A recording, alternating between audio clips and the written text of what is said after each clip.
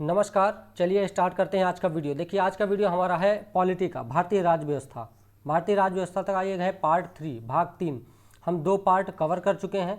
अगर अभी तक आपने उन वीडियो को नहीं देखा है तो उसका लिंक डिस्क्रिप्शन बॉक्स में दिया हुआ है, वहाँ से जाके देख लीजिए। और आज के वीडियो हम देखते हैं क्या क्या कवर करेंगे। देखिए हम आज देखेंगे इस वीडियो में संविधान का निर्माण, संविधान सभा का गठन, उसकी कार्यप्रणाली, भारतीय स्वतंत्रता अधिनियम 1947, संविधान सभा की समितियाँ और विभिन्न परीक्षाओं में इस टॉपिक से पूछे गए प्रश्न। इस टॉपिक का मतलब है कि हमने पार्ट 1 और पार्ट 2 दो पार्ट कवर किए हैं और दोनों पार्ट में हमने बताया है कि संवैधानिक विकास, भारत का संवैधानिक विकास जो है, संवैधानिक विकास वो हमने कवर किया है।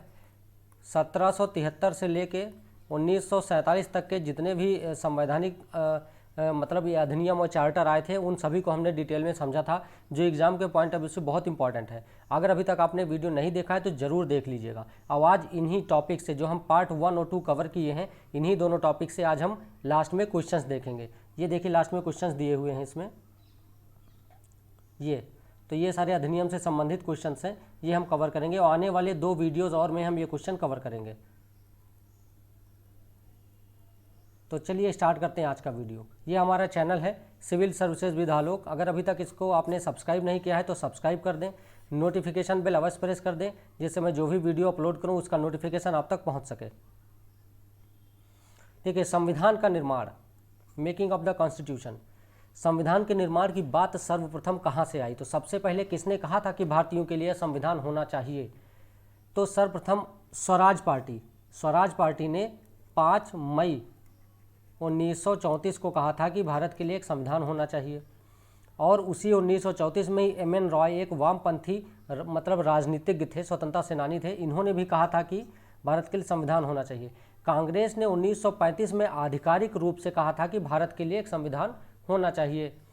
1938 में नेहरू ने कहा था कि स्वतंत्र भारत के लिए संविधान होना चाहिए। स्वतंत्र भारत का जो संविधान होगा वो एक संविधान सभा के द्वारा बनाया जाएगा और ये संविधान सभा वयस्क मताधिकार के आधार पर बनाई जाएगी। मतलब संविधान सभा के द्वारा संविधान बनाया जाएगा और संविधान सभा वयस्क मताधिकार के आधार पर चुनी जाएगी। ब्रिटिश सरकार ने इस प्रस्ताव को स्वीकार कर लिया। अगस्त प्रस्ताव 1940 में आया। 1942 में ये अगस्त प्रस्ताव, क्रिप्स मिशन, कैबिनेट मिशन, ये सारा जो हम मॉडर्न हिस्ट्री पढ़ेंगे तो उसमें डिटेल से कवर करेंगे, यहाँ पे इसका बहुत काम नहीं है। तो 1942 में क्रिप्स मिशन आया, संविधान का निर्माण का प्रारूप लेके आया था। और क्रिप्स मिशन का दूसरा जो मेन उद्देश्य इसका था वो ये था कि 1942 में द्वितीय विश्व युद्ध चल रहा था, तो भारतीयों की भागीदारी चाहिए थी इंग्लैंड की तरफ से द्वितीय विश्व युद्ध में, कि भारतीयों का समर्थन प्राप्त करना। तो इन्होंने कहा था कि एक संविधान निर्माण का प्रारूप लेके क्रिप्स मिशन आया था। मुस्लिम लीग ने इसको अस्वीकार कर दिया था। क्यों? क्योंकि क्रिप्स मिशन ने एक भारत की बात कही थी, जबकि मुस्लिम लीग का कहना था कि भारत को 2 स्वायत्त हिस्सों में बांट दिया जाए। इसके बाद ये जब फेल हो गया, मतलब मुस्लिम लीग ने इसे आज स्वीकार कर दिया तो फेल ही हो गया। फिर आया कैबिनेट मिशन। कैबिनेट मिशन में भी यही बात हुई। तो कैबिनेट मिशन ने भी कहा कि हम 2 संविधान सभा की मांग को नहीं मानेंगे। इसने 2 संविधान सभा की मांग को ठुकरा दिया, लेकिन इसने ऐसी योजना बनाई कि मुस्लिम लीग संतुष्ट हो गई और उसने कहा कि हाँ ठीक है, संविधान सभा बनाइए, हम उसमें शामिल होंगे। संविधान सभा का गठन होता है कैबिनेट मिशन योजना के तहत। ठीक है, 24 मार्च 1946 को कैबिनेट मिशन भारत पहुंचा था और संविधान सभा का गठन हुआ था नवंबर 1946 में। और संविधान सभा में जो देश का संविधान बनाने के लिए सभा बनी थी उसमें कितने सदस्य होने थे? तो 389 सदस्य होने थे, जिसमें से 296 सदस्य ब्रिटिश भारत से होने थे, ब्रिटिश इंडिया से, और 93 सदस्य देसी रियासतों से चुने जाने थे। और जितने भी सदस्य थे प्रत्येक सदस्य के लिए 10 लाख की जनसंख्या होनी चाहिए थी। मतलब एक सीट के लिए 10 लाख की जनसंख्या निर्धारित की गई थी। 10 लाख की जनसंख्या पे एक सीट होगी। एक व्यक्ति संविधान सभा में 10 लाख की जनसंख्या से ही चुनकर आएगा। सीटों का निर्धारण किया गया था 3 समुदाय में, मुस्लिम, सिख, सामान्य। ठीक है, चुनाव प्रांतीय असेंबली द्वारा कराए गए थे। ये इंपॉर्टेंट है, चुनाव प्रांतीय असेंबली के द्वारा कराए गए थे। एकल संक्रमणी मत के द्वारा कराए गए थे। देशी रियासतों के प्रमुखों का चयन अलग रखा गया था इसमें। ये आंशिक रूप से चुनी हुई थी, आंशिक रूप से नामांकित थी। चुनाव जुलाई अगस्त 1946 में हुए। अब संविधान सभा के लिए जब चुनाव हुए कैबिनेट मिशन योजना के तहत, तो हुआ क्या कि कांग्रेस को 208 सीटें मिल गई, मुस्लिम लीग को सिर्फ 73 सीटें ही मिली और अदर को 15। तो जब मुस्लिम लीग ने देखा कि हमारी तो हालत ख़राब है, 73 सीटें ही मिली हैं, तो उसने क्या किया, इस संविधान सभा का बहिष्कार कर दिया। महात्मा गांधी को छोड़कर उस समय भारत की सभी बड़ी हस्तियां जो थी वो संविधान सभा में शामिल थी। संविधान सभा में महिला सदस्यों के बारे में बात किया जाए तो सिर्फ 15 महिला सदस्य इसमें शामिल थी। ठीक है। प्रत्यक्ष मतदान का प्रतिफल नहीं थी ये। कैबिनेट मिशन जो आया था, कैबिनेट मिशन में कौन कौन से सदस्य थे? तो पैंथिक लॉरेंस, स्टैफोर्ड क्रिप्स और एबी अलेक्जेंडर। संविधान सभा की कार्यप्रणाली, पहली बैठक कब हुई थी? बहुत इंपॉर्टेंट है, बहुत बार पूछा गया है। पहली बैठक हुई थी 9 दिसंबर 1946 को। मुस्लिम लीग ने पहली बैठक से ही इसका बहिष्कार कर दिया क्योंकि इसको चुनाव में सीटें बहुत कम मिली थी। और जब पहली बैठक 9 दिसंबर को हुई तो पहली बैठक में ही एक अध्यक्ष चुना जाता है जो सबको शपथ वगैरह दिलाता है। तो 9 दिसंबर को ही 1946 को ही जो अस्थायी अध्यक्ष चुने गए थे वो थे डॉक्टर सच्चिदानंद सिन्हा। और इसके 2 दिन बाद 11 दिसंबर को, पहली बैठक 9 दिसंबर को हुई, इसके 2 दिन बाद 11 दिसंबर को क्या हुआ थी? अस्थायी अध्यक्ष चुने गए। अस्थायी अध्यक्ष डॉक्टर राजेंद्र प्रसाद चुने गए। और फिर इसके 2 दिन बाद 13 दिसंबर को क्या किया गया कि उद्देश्य प्रस्ताव लाया गया जवाहरलाल नेहरू के द्वारा। तो 13 दिसंबर 46 को उद्देश्य प्रस्ताव लाया गया नेहरू के द्वारा। और ये पारित कब हुआ था? तो अगले महीने, मतलब दिसंबर 1946 को लाया गया था 13 दिसंबर को, अगले महीने जनवरी 1947 22 जनवरी 1947 को उद्देश्य प्रस्ताव स्वीकार कर लिया गया था। अब उपाध्यक्ष की बात करें, अध्यक्ष 2 हो गए, एक तो अस्थायी चुने गए थे डॉक्टर सच्चिदानंद सिन्हा, अस्थायी थे राजेंद्र प्रसाद। उपाध्यक्ष 2 थे, एक डॉक्टर HC मुखर्जी थे और VT कृष्णमाचारी, 2 उपाध्यक्ष थे, याद रखिएगा। और संविधान शुरू हुआ था 9 दिसंबर 1946 को। कब ये स्वीकार किया गया, पूरा निर्माण कार्य पूरा हुआ? 26 नवंबर 1949 को। ये भी डेट बहुत इंपॉर्टेंट है। 3 जून 1947 को माउंट बेटन योजना आई थी, यही है विभाजनकारी योजना, और इसने पूरे भारत को 2 पार्ट में डिवाइड कर दिया, भारत और पाकिस्तान में। भारतीय स्वतंत्रता अधिनियम 1947, संविधान सभा, इस अधिनियम के तहत क्या हुआ कि संविधान सभा को संप्रभु निकाय बना दिया गया। अब जैसे ये अधिनियम पारित हुआ है, भारतीय स्वतंत्रता अधिनियम 1947 ये पारित हुआ है, भारतीय संविधान सभा एक संप्रभु निकाय हो गई। मतलब अब इसके ऊपर किसी का नियंत्रण नहीं है, ये अपने सभी काम करने के लिए स्वतंत्र है, बिना किसी दबाव के। ब्रिटिश संसद द्वारा बने कानून को ये संविधान सभा चाहे तो समाप्त भी कर सकती थी और चाहे तो उनको में संशोधन कर सकती थी और चाहे तो वैसे ही रहने दे सकती थी। सब इस पर डिपेंड था क्योंकि ये संप्रभु निकाय थी। संविधान सभा उस समय 2 कार्य कर रही थी, एक तो संविधान का निर्माण भी कर रही थी और साथ में ही विधायिका के कार्य भी कर रही थी। तो जब इस संविधान सभा की बैठक संविधान निर्माण के लिए होती थी तब उसकी अध्यक्षता करते थे डॉक्टर राजेंद्र प्रसाद। और जब संविधान सभा एज अ विधायिका कार्य करती थी, कानून बनाने के लिए कार्य करती थी, आम कानून लागू करने के लिए, तब इसकी अध्यक्षता करते थे GV मावलंकर। तो ये क्वेश्चन में ध्यान रखिएगा किस प्रकार से क्वेश्चन आता है। ठीक है, 2 अलग अलग दिन ये बैठक होती थी, एक मतलब एक ही दिन में दोनों बैठकें नहीं होती थी, अलग अलग दिनों में होती थी।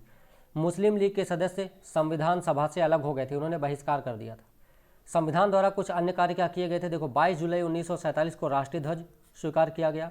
24 जनवरी 1950 को राष्ट्रगान, राष्ट्रगीत और भारत के प्रथम राष्ट्रपति डॉक्टर राजेंद्र प्रसाद ने शपथ ली थी। मतलब 24 जनवरी को ये राष्ट्रपति पद पर विराजमान हुए थे, 24 जनवरी 1950 को। 1949 में भारत ने राष्ट्रमंडल में भारत की सदस्यता का सत्यापन किया था। अब संविधान की कुछ महत्वपूर्ण समितियां देख लेते हैं। संघ शक्ति समिति, संघीय संविधान समिति, राज्यों के लिए समिति, ये इसके अध्यक्ष कौन थे इस समिति के? तो जवाहरलाल नेहरू थे।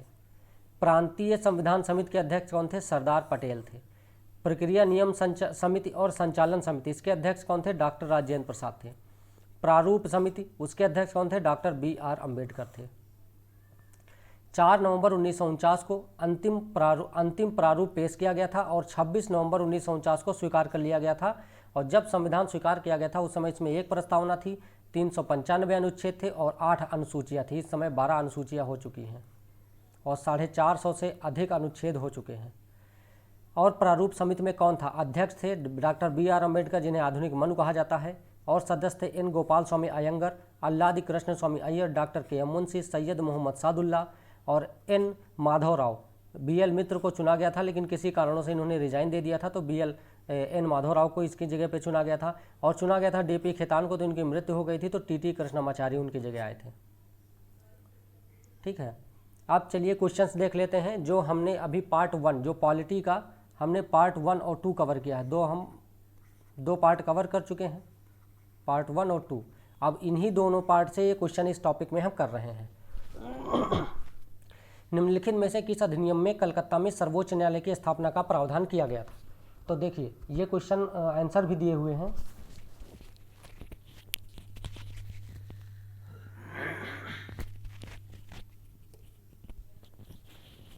निम्नलिखित में से किस अधिनियम में कलकत्ता में सर्वोच्च न्यायालय की स्थापना का प्रावधान किया गया था? अगर आपने हमारे दोनों पॉलिटी के वीडियो देखे हैं पार्ट 1 और पार्ट 2 तो आपको ये क्वेश्चन आता होगा। ठीक है, रेगुलेटिंग एक्ट 1773। भारत का संघीय न्यायालय निम्नलिखित में से किस वर्ष में स्थापित किया गया था? 1937 में।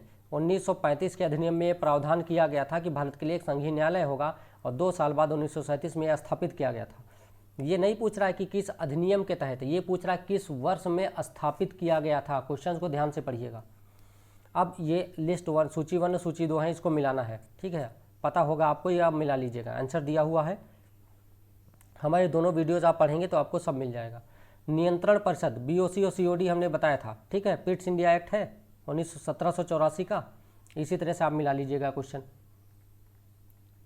किस अधिनियम के द्वारा ब्रिटिश संसद ने चाय और चीन, देखिए 1901 था 13 और एक है 1813 और 1833। ठीक है, तो इसमें क्या किया गया था कि कंपनी जो ईस्ट इंडिया कंपनी थी उसके व्यापारिक एकाधिकार को समाप्त कर दिया गया था 2 चीज़ों को छोड़ के, चाय और चीन के साथ। मतलब भारत के साथ जो चाय का व्यापार होता था उस पर ये कंपनी अकेले व्यापार करती और चीन के साथ व्यापार करने के लिए सिर्फ इसी कंपनी को मतलब अनुमति थी। बाकी सारे व्यापार सभी के लिए, सभी मतलब ब्रिटेन वासियों के लिए खोल दिए गए थे। लेकिन 1833 में जो दो चीज़ें बची थी, चाय और चीन के व्यापार, इन पर इनको भी हटा दिया गया कंपनी से। अब कहा गया कि 1833 में कहा गया था कंपनी का पूर्ण मतलब एकाधिकार जो था व्यापार, पूर्व के साथ व्यापार करने का अधिकार, वो समाप्त कर दिया गया था। तो इसमें क्या कहा गया है कि ब्रिटिश संसद ने चाय और चीन के साथ व्यापार को छोड़कर बात है, तो अगर इसको छोड़ देंगे तो 1813 का आ जाएगा। ईस्ट इंडिया कंपनी के भारत के साथ व्यापारिक एकाधिकार को समाप्त कर दिया था, मतलब चाय और चीन का व्यापार बना रहा था। तो कौन सा था? 1813। किस अधिनियम ने भारतवासियों को अपने देश के प्रशासन में कुछ हिस्सा लेना संभव बनाया? 1833 का चार्टर एक्ट हमने पढ़ाया है और लिखाया भी है। निम्नलिखित में से किस अधिनियम के अंतर्गत भारतीय विधान परिषद को बजट पर बहस करने की शक्ति प्रदान की गई? 1892, ये भी हमने पढ़ाया हुआ है। उसमें जो पार्ट 1, 2 वीडियो देख लीजिएगा, उसमें सब पढ़ा हुआ है। केंद्र में द्वैध शासन, देखिए एक बात है प्रांतों में द्वैध शासन और एक है केंद्र में द्वैध शासन। तो 1919 के अधिनियम के द्वारा क्या हुआ था? प्रांतों में द्वैध शासन लाया गया था। और 1935 के अधिनियम में क्या किया गया था कि प्रांतों से द्वैध शासन हटा के केंद्र में द्वैध शासन लाया गया था, सेंटर में। ठीक है, तो क्या किया गया है? केंद्र की बात कर रही है तो है आपका 1935। निम्नलिखित में से किस अधिनियम में केंद्र में द्वैध शासन प्रणाली, वही सेम क्वेश्चन है 1935, विभिन्न परीक्षाओं में देखिए। ये है यूपी पीसीएस प्री 2008 में पूछा गया है, ये यूपी पीसीएस RI 2014 में पूछा गया है। खरास है थोड़ी ज़्यादा आज। भारतीय विधान पालिका प्रथम बार द्विसदनीय बनाई गई, कब बनाई गई? 1919 के अधिनियम में। मैंने कहा था ना भारतीय विधान पालिका द्विसदनीय, तो प्रांतों में द्वैध शासन लाया गया था 1919 के अधिनियम में पहली बार। और यही पूछ रहा है इसमें कि भारतीय विधान पालिका, केंद्र और राज्य का नाम, यहाँ प्रांत का नाम नहीं दिया गया है। भारतीय विधान पालिका प्रथम बार द्विसदनीय, तो अब इस एक्ट में प्रथम बार की बात होगी तो 1919 में, द्वितीय बार में 1935 में। केंद्र में कौन सा एक्ट द्विसदनीय विधायी कहलाया? केंद्र की बात कर रहा है, देखो यहाँ पे तो 1935 कहीं है नहीं है, 1919 एक्ट।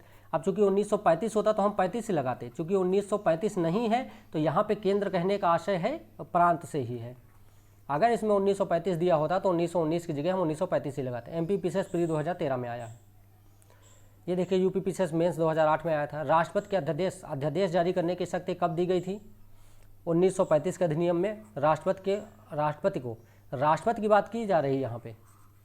इसके पहले भी अध्यादेश हमने बताया था जब विभागीय प्रणाली आई थी कैनिंग के समय में, लेकिन उसमें क्या था, राष्ट्रपति शब्द का प्रयोग नहीं किया गया था, वायसराय के अध्यादेश जारी करने की शक्ति दी गई थी। तो याद रखिएगा, अगर वायसराय की बात आएगी तो अलग क्वेश्चन होगा और अगर राष्ट्रपति की बात आएगी तो अलग हुआ। ये नहीं है कि राष्ट्रपति आ जाए तो आप ये सोच लें कि वायसराय वाला लगा दे, नहीं, दोनों अलग अलग है।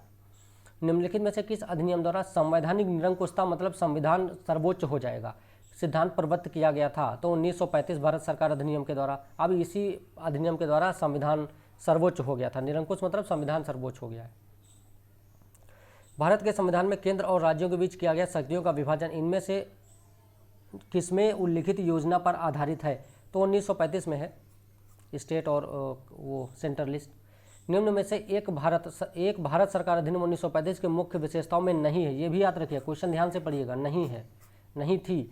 1935 की जो अधिनियम है उसमें से कौन सा एक नहीं प्रावधान था। इस अधिनियम में अखिल भारतीय महासंघ ये प्रावधान ही है।